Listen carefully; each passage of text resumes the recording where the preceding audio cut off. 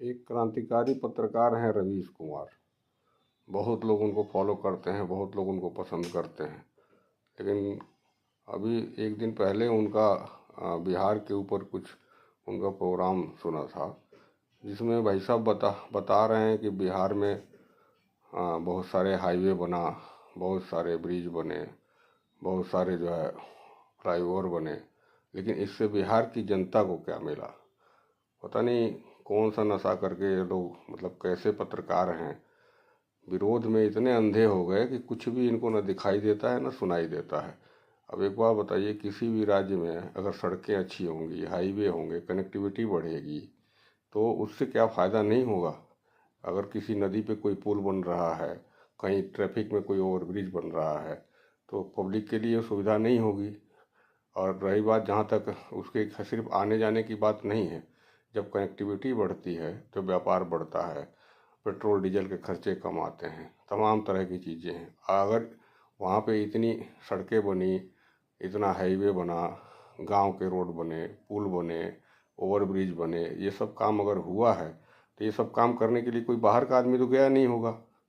जो भी कंपनी, जिस कंपनी को भी ठेका मिला होगा, तो लोकल एम्प्लाई तो वहीं के होंगे ना, जो मजदूर कह लीजिए या जो भी कह लीजिए, मटेरियल भी वहीं से आया होगा। ऐसा तो है नहीं कि कहीं कोई 1000 किलोमीटर दूर से कोई मटेरियल भेजेगा। मतलब ये कैसे लोग हैं, इनका क्या दिमाग है। ये लोग सरकार के विरोध में कुछ भी बोल देते हैं। वैसे अपने आप को बहुत बड़े पत्रकार, बुद्धिजीवी और पता नहीं क्या क्या समझते हैं। मतलब आपको विरोध करना है कीजिए, ठीक है। 20 साल में नीतीश कुमार सत्ता में हैं, ज़्यादातर एनडीए के साथ, थोड़ा टाइम राजद के साथ थे।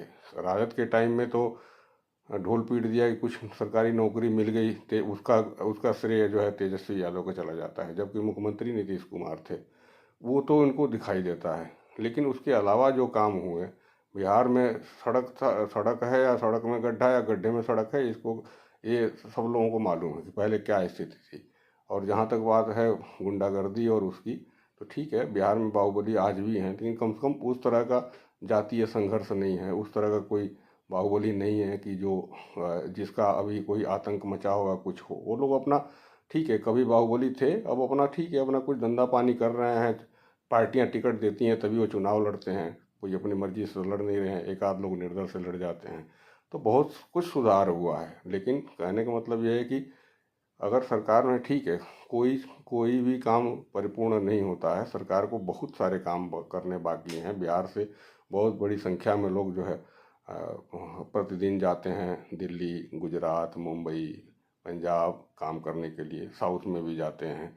तो वो प्लान रोकना एक बहुत बड़ी समस्या है। लेकिन बिहार की कितनी जनसंख्या है, देश की कितनी जनसंख्या है, सबको सरकारी नौकरी कहाँ से मिल जाएगी और कौन दे देगा। इतना बड़ा झूठ बोलना, मतलब किसी कहीं से भी हजम होने वाली बात नहीं है। और कैसे, किस तरीके से जो है इतने सारे लोगों को संभव है सरकारी नौकरी देना। अब मैं एक चीज़ पूछता हूँ कि सबको सरकारी नौकरी ही क्यों चाहिए? क्यों? इसलिए कि नौकरी फिक्स रहेगी, मोटा पैसा मिलेगा, काम नहीं करना पड़ेगा, प्लस रिश्वत मिलेगा वो अलग से। ये बहुत गलत उसमें जा रहा है। ये जो फ्री फंड और ये सब जो स्कीम चली है, यहाँ से दिल्ली से केजरीवाल भाई साहब ने शुरू किया और ये पूरे देश में बीमारी की तरह से फैल गई है। बिहार की जनता बहुत समझदार है, उम्मीद करते हैं कि सब कुछ सोच समझ करके अपना वोट देगी। लेकिन इन पत्रकार महोदय लोगों को क्या कहा जाए, दूसरे को गोदी मीडिया कहते हैं। आजकल तो मीडिया बिल्कुल स्पष्ट तरीके से दो भाग में विभाजित हो गई है। एक जो है सरकार के समर्थन में, दूसरी सरकार के विरोध में। सरकार के समर्थन वाली सरकार के गलत काम का समर्थन करती है, सरकार के विरोध वाली सरकार कितना अच्छा काम कर दे उसका विरोध करती है। इसलिए मीडिया मीडिया के उससे दूर रहें। आप अपना ओपिनियन, अपना दिमाग लगाएं, अपनी चीज़ देखें, अच्छे प्रत्याशी चुनें, सच्चे प्रत्याशी चुनें, ईमानदार प्रत्याशी चुनें। नमस्कार।